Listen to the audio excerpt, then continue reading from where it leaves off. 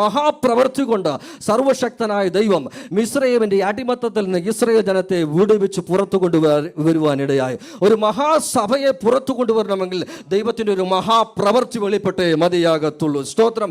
ഇന്ന് പകൽ മനസ്സിലാക്കാൻ നമ്മുടെ ഇതിൻ്റെ അകത്തളത്തിലും 12 ഗോത്രത്തിൽ നിന്ന് കടന്നു വന്ന ആൾക്കാർ ഇതിൻ്റെ അകത്തളത്തിലും ഇരിപ്പുണ്ട്. ചിലർക്ക് പാടാൻ നല്ല കഴിവുണ്ട്, ചിലർക്ക് പ്രസംഗിക്കാൻ നല്ല കഴിവുണ്ട്, ചിലർക്ക് ഉപന്യാസം എഴുതാൻ നല്ല കഴിവുണ്ട്, ചിലർക്ക് വണ്ടി ഓടിക്കാൻ നല്ല കഴിവുണ്ട്, ചിലർക്ക് കരയുവാൻ നല്ല കഴിവുണ്ട്, ചിലർക്ക് പ്രാർത്ഥിക്കാൻ നല്ല കഴിവുണ്ട്. നോക്ക്, പലർക്കും പല നിലവാരത്തിലുള്ള ഡ്യൂട്ടി കൊണ്ട്, പല നിലവാരത്തിലുള്ള പ്രത്യേകതയുണ്ട്. അതുകൊണ്ട് ഇന്ന് പകലിൽ പാടാൻ അറിയുന്നവൻ പാടാൻ അറിയാത്തവനെ നോക്കി കളിയാക്കരുത്, പ്രസംഗിക്കാൻ അറിയുന്നവൻ പ്രസംഗിക്കാൻ അറിയാത്തവനെ നോക്കി പരിഹസിക്കരുത്, ഉപന്യാസം എഴുതുന്നവൻ നല്ല രീതിയിൽ എഴുതാത്തവനെ നോക്കി പരിഹസിക്കരുത്, നല്ലപോലെ കൈയടിച്ച് ആരാധിക്കാൻ അറിയാത്തവൻ അവൻ താളത്തിൽ കൈയടിച്ച് ആരാധിക്കാത്തവനെ നോക്കി അവൻ ഒരിക്കലും പരിഹസിക്കരുത്. കാരണം 12 ഗോത്രം ഒരുമിച്ച് ചേരുമ്പോഴാണ് ഒരു മഹാസഭയുണ്ടാകുന്നത്.